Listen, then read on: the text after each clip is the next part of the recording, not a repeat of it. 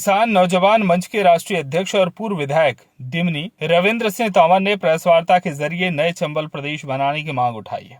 उन्होंने कहा कि मध्य प्रदेश, उत्तर प्रदेश और राजस्थान के हजारों लोगों की मांग है कि 3 प्रदेश के 21 जिलों को मिलाकर नया चंबल प्रदेश बनाया जाए ताकि उन क्षेत्रों के विकास की संभावनाएं बढ़ सकें। इसके अलावा चंबल, सिंध, यमुना सहित 3 प्रदेशों की सभी नदियों के किनारे समतलीकरण कराकर उद्योग लगवाए जाए। इससे स्थानीय लोगों को रोजगार मिले, कर्मचारियों की पुरानी पेंशन लागू की जाए और गायों किसानों की मुख्य समस्या को लेकर गौ अभ्यारण्य बनवाए जाए। इसको लेकर पूर्व विधायक रविंद्र सिंह तोमर ने बताया कि किसान नौजवान मंच के तहत 4 मई को भिंड जिले के फूप कस्बे में भरत मिलाप और जन जागरण महापंचायत का कार्यक्रम होगा, जिसमें हजारों लोग शामिल होंगे।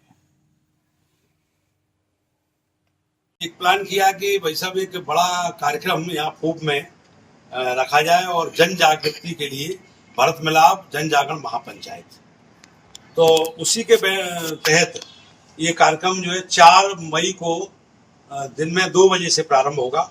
महापंचायत के रूप में जन जागरण महापंचायत, भरत मिलाप, तीनों राज्यों का सामूहिक एक आंदोलन है ये। उसमें चंबल प्रदेश बनाने की मांग है।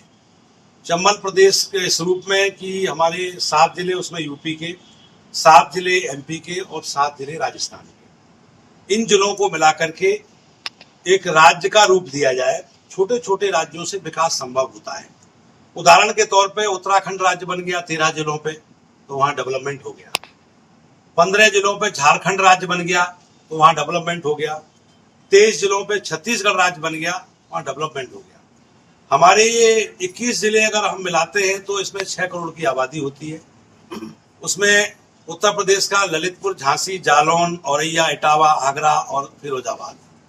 मध्य प्रदेश का भिंड, मुरैना, ग्वालियर, शिवपुर, शिवपुरी, दतिया, अशोकनगर।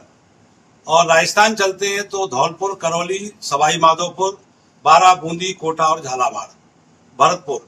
ये जिले मिलाकर के 38,000 वर्ग किलोमीटर एरिया है और 6 करोड़ की आबादी है। तो जब उत्तराखंड राज्य बन सकता है, छत्तीसगढ़ बन सकता है, झारखंड बन सकता है और वहां डेवलपमेंट हो सकता है, तो हमारा चंबल प्रदेश भी बन जाए तो हमारा यहाँ इस क्षेत्र का विकास हो जाए। और रोजगार के सृजन के लिए मैं चाहता हूं कि एनजीटी की रिपोर्ट है कि दिल्ली से 250 किलोमीटर के बाद इंडस्ट्री आनी चाहिए। तो ये मुफीद क्षेत्र है, धौलपुर से प्रारंभ हो जाता है और इस पूरे इलाके में 38,000 वर्ग किलोमीटर एरिया में यूपी, एमपी, राजस्थान, तीनों राज्यों के अंदर चंबल, आसन, क्वारी, सिंध, कूनो, पहुज और यमुना, ये बहुत सारी नदियां हैं जिनकी हजारों एकड़ भूमि, बंजर भूमि, बेहड़ी भूमि जो बेकार है, उस भूमि पे इंडस्ट्री लगे तो देश की जो अच्छी जमीन है, बेशकीमती जमीन है, वो खेती के लिए बचाई जा सकती है, कृषि के लिए बचाई जा सकती है।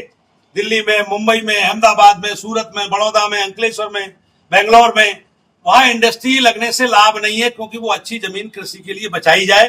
मेरा भारत सरकार से और राज्य सरकारों से निवेदन है कि वो इस क्षेत्र में इंडस्ट्री लगाएं, क्योंकि हमारे क्षेत्र का जो नौजवान है, इस चंबल घाटी का नौजवान है, वो जब सरकारी नौकरी नहीं पाता है तो प्राइवेट नौकरी करने के लिए दिल्ली, मुंबई, कलकत्ता, सूरत, हैदराबाद, पूना, बड़ौदा, बेंगलोर, इन शहरों में जाता है, वहां छोटी छोटी नौकरियां करते हैं।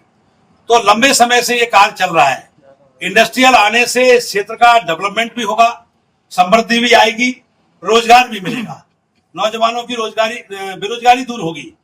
क्योंकि गुजरात और महाराष्ट्र अगर आज डेवलप हुए तो इंडस्ट्री की वजह से हुए, तो क्यों ना ये क्षेत्र हमारा चौमुखी और बहुमुखी विकास हो। इसलिए यहाँ इंडस्ट्रियल कॉरिडोर आवश्यक है। तात्कालिक फायदे के लिए प्राकृतिक संपदा के रूप में हमारे पास चंबल और यमुना का रेत है, उसको बैन कर रखा है सरकार ने। हम चाहते हैं ये संगठन हमारा आवाज उठा रहा है, पूरे चंबल घाटी के लोग आवाज लगा रहे हैं।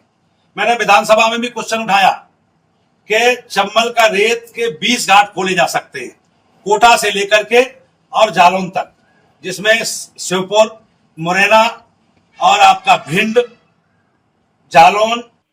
भिंड से श्याम सुंदर उपाध्याय की रिपोर्ट।